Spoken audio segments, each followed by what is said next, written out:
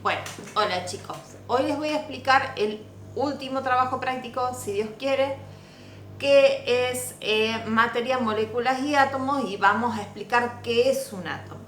Bien, cuando vean el apunte, empieza exactamente como empezaba agua y vida.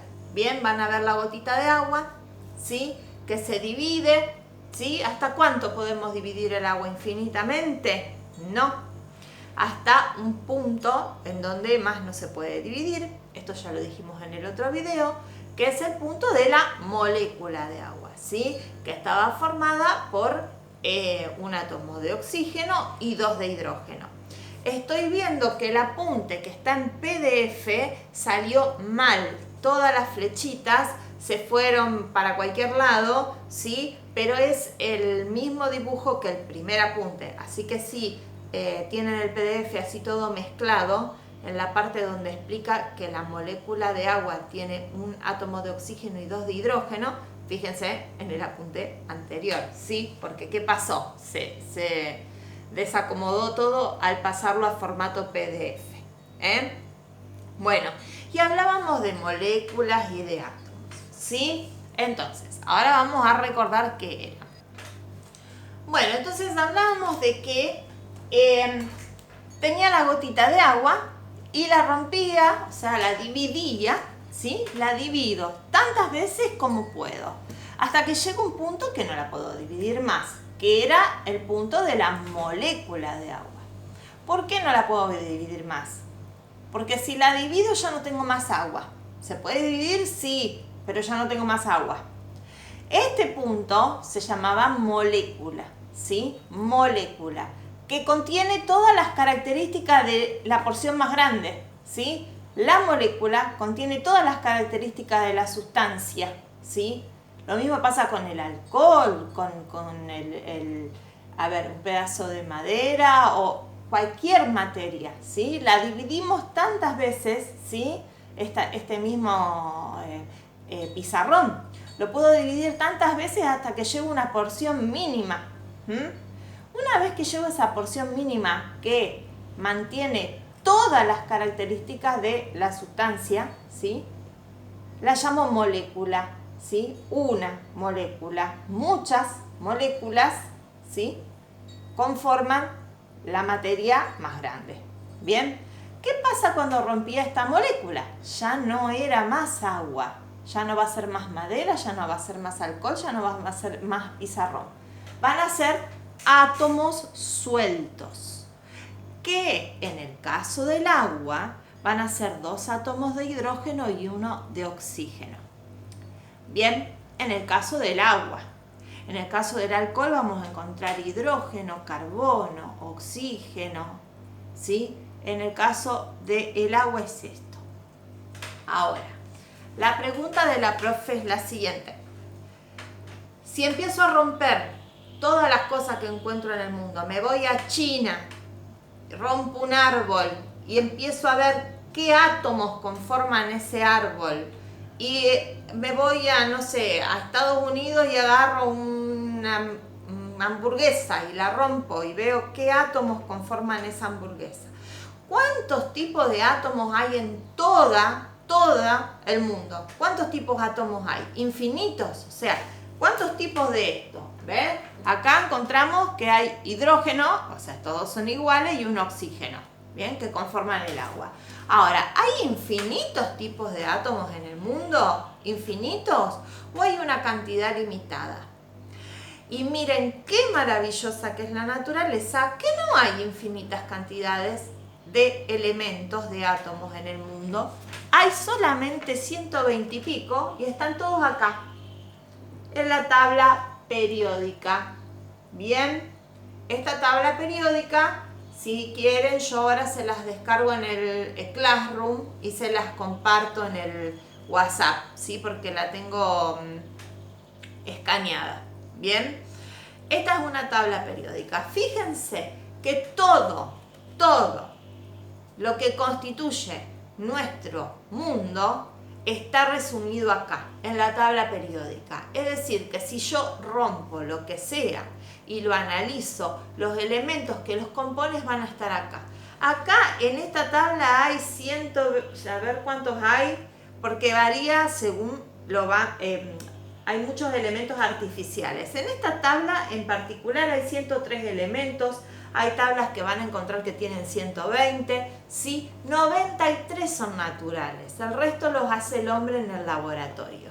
Miren qué maravilloso que es el universo, ¿sí? Y nuestro mundo, que con solamente esta cantidad de elementos, ¿sí? Se arma todo. Entonces, esto no está en el apunte, se los voy a contar yo, porque la tabla periódica tiene colores amarillos, azules y verdes, en este caso. Eso es porque los elementos, los que están en color amarillo, en estado así de temperatura ambiente y presión normal, o sea, así como estamos ahora, temperatura ambiente, los amarillos puros se encuentran en estado sólido. Y fíjense que van a encontrar el hierro, que se llama Fe, que es verdad, es sólido. Un pedazo de hierro es sólido. El oro, la plata. Los que están en color azul, en estado natural, se encuentran como gases y puros, puros. Y los únicos dos que en estado natural se encuentran líquidos son el mercurio y el bromo, ¿bien? El mercurio es esa partecita que está en el termómetro viejo, no el termómetro que marca el numerito. El viejito, el que tenía la rayita, bueno, la puntita del mercurio, del termómetro, tiene mercurio, ¿sí? Es un metal que en estado ambiente, a temperatura ambiente, es líquido. Y el bromo, no lo van a ver, en temperatura ambiente es líquido. Bueno, y seguimos con el apunte. Entonces, la pregunta del apunte, ¿sí? No tiene que ver con la tabla periódica. No, yo les dije que se las iba a dar, pero en este caso me parece que no hace falta. Me parece que sí, después vamos a ver. Dice, ¿cómo está formado el átomo? ¿Sí? Porque dijimos que tenemos un oxígeno y dos hidrógenos. ¿Pero qué hay ahí? ¿Qué son? ¿Esferitas? Sí, son como esferitas. ¿Y qué tienen esas esferitas adentro? Esa es la pregunta. ¿Qué tienen esas esferas adentro los átomos? Y ahora vamos a ver qué tienen esas esferas adentro de esos átomos. Bueno, entonces yo, si me volviera como el hombre hormiga, ¿vieron que se vuelve chiquitito, chiquitito como un átomo? Los vería como esferas a esos átomos, ¿sí? ¿Y cómo son adentro esas esferas? Son algo así, ¿sí? Si las analizamos. Tienen lo que sería un núcleo, ¿sí? En donde hay protones y neutrones. Y alrededor, dando vuelta, alrededor de ese núcleo hay electrones, ¿sí? Que están en lo que se llama la corteza electrónica. Entonces tenemos un núcleo y una corteza electrónica. No giran así plano como es el pizarrón, giran en forma de esfera, ¿sí? Para todos lados giran los electrones. Bien, entonces, ¿cómo me doy cuenta que es un átomo de hidrógeno y no es un átomo de oxígeno y no es un átomo de carbono? ¿Qué voy? ¿Le pregunto? ¿Le digo? ¿Lo tiño? No. El protón, la cantidad de protones que tiene el átomo, es quien le da la identidad. El átomo que tiene un protón es el hidrógeno. El átomo que tiene dos protones es el helio. Eso está todo en la tabla periódica, que este año lamentablemente no lo vamos a llegar a dar, lo vamos a ver en cuarto año. Bien, los protones le dan la identidad. Los protones, ¿con qué empieza la palabra protón? Con P. Tienen carga positiva. Y los neutrones, ¿qué dice la palabra neutro? El neutrón no tiene carga y está en el núcleo. Entonces, en el núcleo tenemos protones y neutrones. Protón empieza con P, es positivo. Neutrón, neutro, no tiene carga. Y los electrones, que vienen de electricidad, esa palabra, tienen carga negativa. Generalmente cuando un átomo está neutro, está bien, está tranquilo, no le hicieron nada, tiene tantos protones como electrones, ¿sí? Porque tiene que tener tantas cargas positivas como negativas, porque si no está inestable, ¿sí? Si no, o le sobran carga positiva o le sobran cargas negativas. Entonces, para que un átomo esté estable, perdón, tiene que tener tantos protones como neutrones. Resumo: núcleo, protones positivos, neutrones neutros sin carga, y corteza electrónica, electrones dando vuelta alrededor de ellos. Como ven acá hice dos circulitos. ¿A qué les hace acordar esto? Al sistema solar, se los voy a decir yo. Que en el centro está el Sol y alrededor están dando vuelta los planetas. En órbitas. Los planetas dan vuelta en órbitas. Bueno, esto se les llama orbitales. Los electrones dan vuelta en orbitales. Entonces, a los orbitales también le van a llamar en otros apuntes niveles de energía, niveles electrónicos, tienen muchos nombres, ¿sí? Orbitales, niveles de energía, niveles electrónicos, corteza electrónica, bueno, ahí están los electrones. Recuerden que no giran de manera plana, sino que giran formando esferas, ¿sí? De un montón de maneras diferentes. Bien, ahora hacemos con el apunte. Bueno, después lo que sigue en el apunte es un poquito de la historia, cómo se llega a este dibujo que yo le mostré, a este dibujo donde hay un núcleo con protones y neutrones y alrededor todos electrones dando vuelta.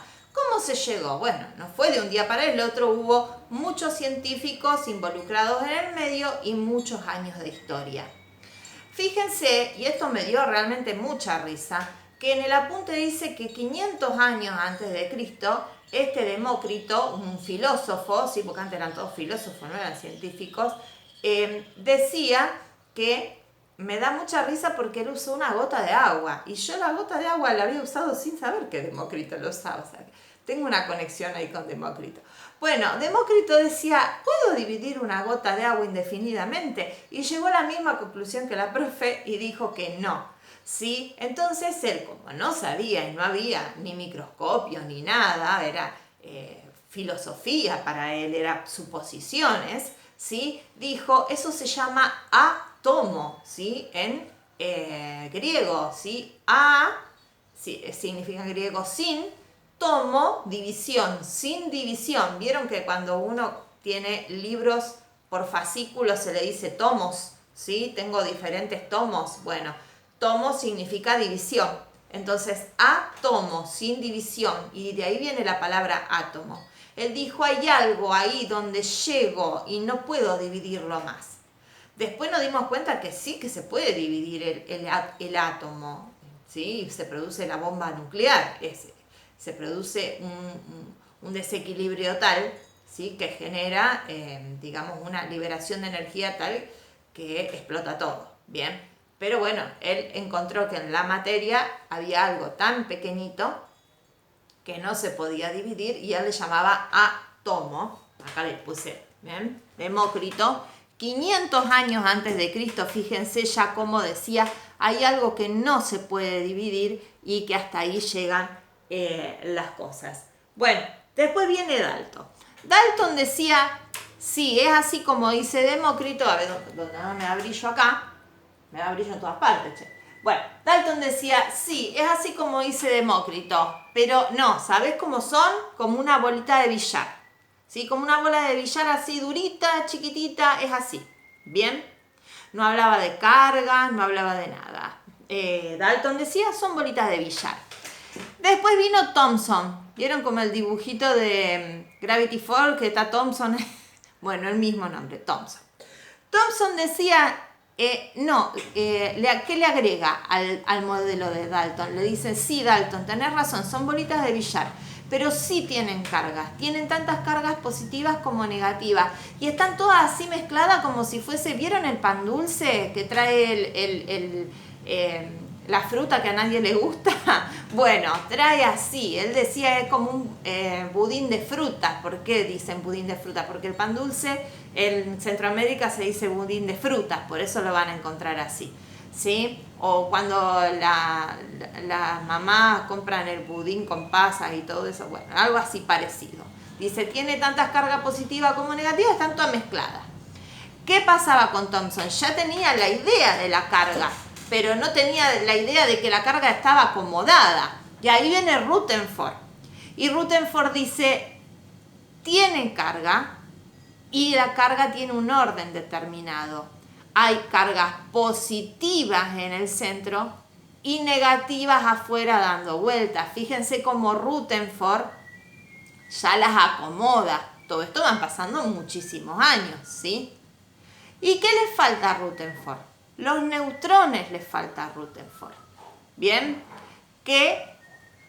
bueno, los neutrones y los orbitales, bien, que eso lo va a agregar el modelo de Bohr, que es el modelo que nosotros utilizamos actualmente, ¿ven? Miren cómo va evolucionando todo. Ahora le voy a dibujar el modelo de Bohr, que es el que vimos al principio.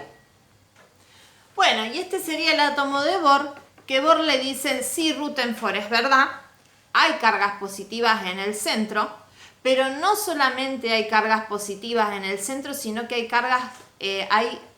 hay partículas subatómicas. ¿Por qué subatómicas? Porque son menores que el átomo, que son neutras, que se llaman neutrones, que ambas conforman el núcleo. Y es verdad, le dice a Rutherford, que hay cargas electrónicas, sí, hay cargas negativas dando vuelta, pero no en cualquier parte, sino que en niveles de energía, ¿sí? En orbitales diferentes, ¿bien? Y puede haber más de una, ¿bien? Y así fue como evolucionó el modelo científico. Y ese es todo el último apunte. Cualquier duda, me voy a fijar, a ver, ¿sí? Ahí vienen los ejercicios que son muy fáciles, son de tachar. Tachan la respuesta incorrecta, ¿sí? Y porque si no me la resaltan y no sé si me resaltan la correcta o la incorrecta. Así que tachen la incorrecta, cualquier problema, cualquier duda, me avisan por WhatsApp, por mail o por Classroom. Saludos a todos.